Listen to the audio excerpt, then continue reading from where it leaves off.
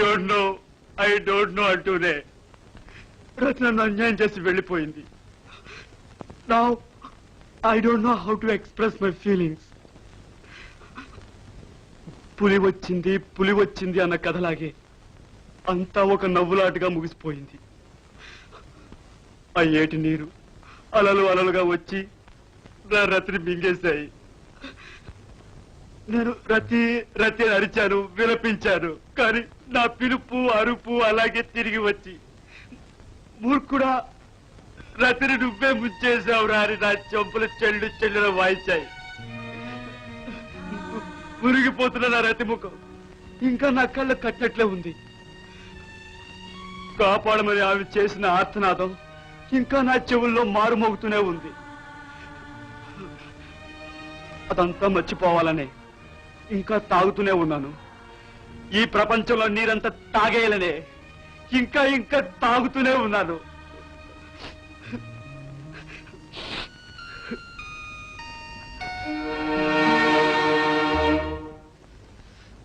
ఇదిగోనయ్యా టీ. అదెవరికిరా? రాధికమ్మ గారికి ఇచ్చొస్తానండి. రాధిక ఎక్కడుంది? పగ్గదిలోనే ఉన్నారండి. పాపం ఏమిట్రా? రాత్రి అంతా ఒకటి ఏడుస్తారంటండి. పార్వతి చెప్పింది. ఏడుస్తుందా? ఎందుకు? ఈ ప్రపంచంలో ప్రతి మనిషికి ఒక బాధ కథ ఉండేటట్టు ఉందయ్యా. ఆమె గారు కూడా మీలాగే ఎవరినో ప్రేమించారంట. ఆయనేమో కొన్ని లక్షలు మోసం చేసి అదే పోతగా పోయారట. అప్పటి నుంచి రోజు ఏడిపోయారంట. పాపం మనసు కాస్త నెమ్మదిగా ఉంటుందని ఇక్కడ తీసుకొచ్చారంట.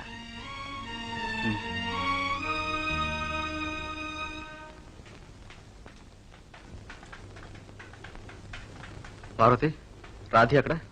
ఇప్పుడే వాకింగ్ కని వెళ్ళారయ్యా. వాకింగ్? ఎటువైపు? మన ఎస్టేట్ వైపు వెళ్ళారయ్యా.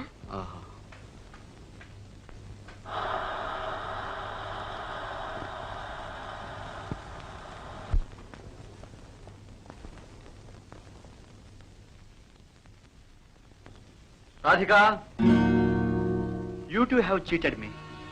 నువ్వు నన్ను మోసం చేస్తావని కల్లో కూడా అనుకోలేదు. నేనా మోసం చేశానా? నిజం చెప్పకపోవడం మోసం కాదా? చెప్పవలసింది చెప్పకపోతే మోసమే. ఏ నువ్వు ప్రేమించి ఓడిపోయావని నాతో చెప్పక్కర్లేదు అనుకున్నావా? చెప్పకూడదు అనుకున్నావా? కాదు, చెప్పుకోలేకపోయాను. నేను నీతో చెప్పుకున్నానే. నీ మీద నమ్మకంతో అభిమానంతో నా మనసులోని బాధంతా విప్పి నీకు తెలుపుకున్నానే. ఆ మాత్రం నమ్మకం అభిమానం నీకు నా మీద లేకుండా పోయా? నో, అదేం కాదు విజయ్. మరి ఇంకేమిటి? నువ్వు మగవాడివి, నేను ఆడదాన్ని. నిజానికి నువ్వు ఓడిపోలేదు. విధి నిన్ను వంచింది.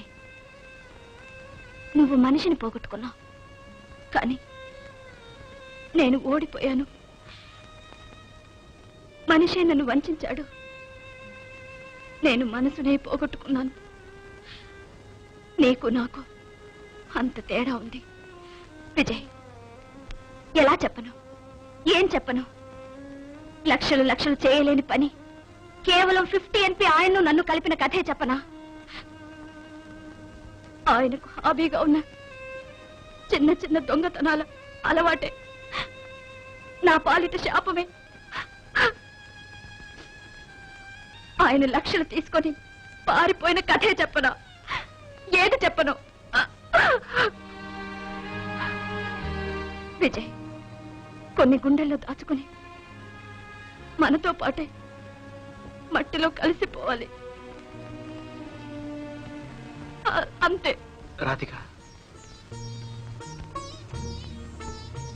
క్షమించు విజయ్.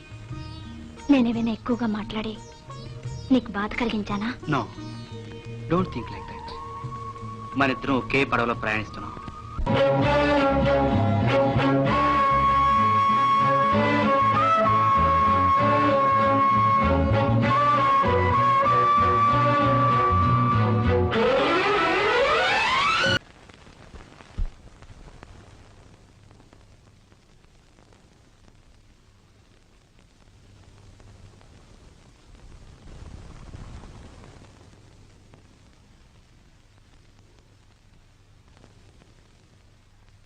రే శివరాం, పెళ్లికి ఏమేమి ఏర్పాట్లు చేసావురా? అదేమిట్రా నన్ను అడుగుతావు? ఆడపిల్ల తండ్రి నువ్వు చేయాలి గాని. రేయ్, ఇదే మా ఊరైతే నేనే చేసేవాడిరా. ఏం చేసేవాడివిరా? పెద్ద పెద్ద హోటల్స్ లో గదులన్నీ వచ్చే గెస్ట్లకు 4 రోజులు రిజర్వ్ చేశాను. 3 రోజులు పెళ్లి జరిపిస్తాను. ఒక రోజు చక్రవర్తి మ్యూజికల్ నైట్, ఇంకో రోజు బాలమురళీకృష్ణ, మరొక రోజు ఎస్పి బాలసుబ్రహ్మణ్యం పాట కచేరీ, జయమాలి డాన్స్. తప్పకుండా ఉండాలి రోయ్. అన్ని ఉంటాయిరా, అన్ని ఏర్పాట్లు చేశాను. కానీ నువ్వు మెడ్రాస్ వెళ్లేసరికి నీ టేబుల్ మీద మొత్తం బిల్లు ఉంటుంది.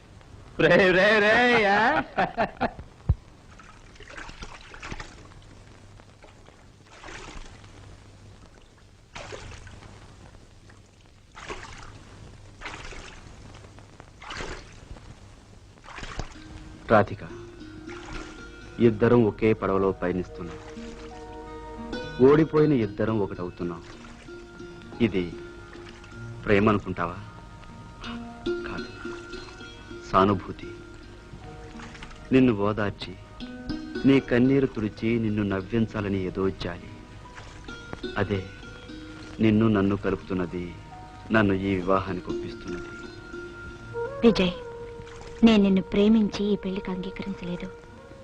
పోతే ఒకటి కాబోతూ ఒకరినొకరు వంచుకోకూడదు. మనిద్దరి మధ్య పెరుగుతున్నది కరుణ, జాలి. ఒక పడవలో ఉన్న ఇద్దరం ఉప్పెనొస్తే ఏం చేస్తాం? ఆలంబనగా ఆలింగనం చేసుకుంటాం. అదే ఈ మన వివాహం. రాధిక, ఏంటి ఆలోచిస్తున్నావు? నువ్వేంటి ఆలోచిస్తున్నావు? అనుకున్నామని జరగవు అన్ని, అనుకోలేదని ఆగవు కొన్ని, జరిగేవన్నీ మంచికని అనుకోవడమే మనిషి పని అన్నాడు ఆత్రేయ. అదే జీవితం, అదే ఆలోచిస్తున్నాను. అవును విజయ్, ఎదురుగా గోడొస్తే తప్పుకుపోవడం తప్ప తల వేసి కొట్టుకుంటే దారి కనపడదు. అదే జీవితం. మబ్బులు కమ్ముకుంటున్నాయి. సరే వెళదాం.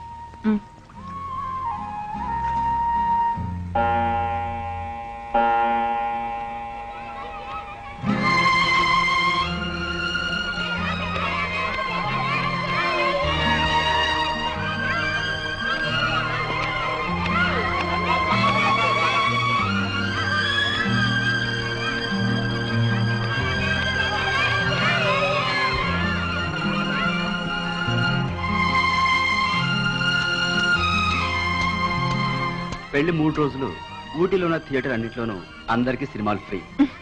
నయం, రేసులు జరుగుతున్నాయి. వాటికి కూడా అందరికి ఫ్రీ టికెట్లు కొనిచ్చారు కాదు.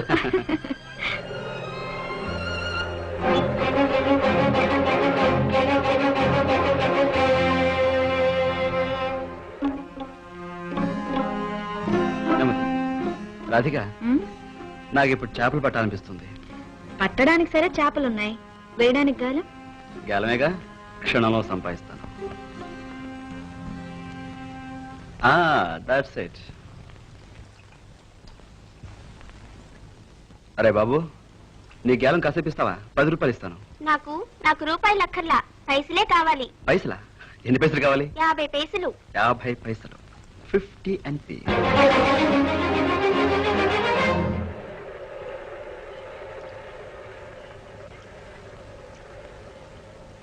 చూసేవా రాధిక, వీడి ఆలోచన, ఆశ 50 పైసలకే పరిమితం. He don't know the value of rupees. లక్షలు ఇస్తామన్నా తీసుకోడు.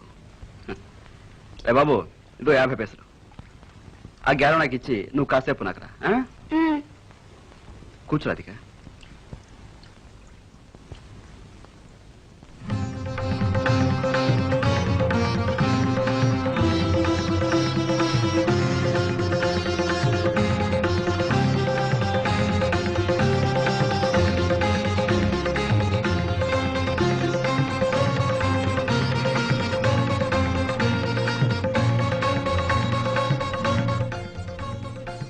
ఏమిటదిగా, చేపలేం పడదట్లేవు?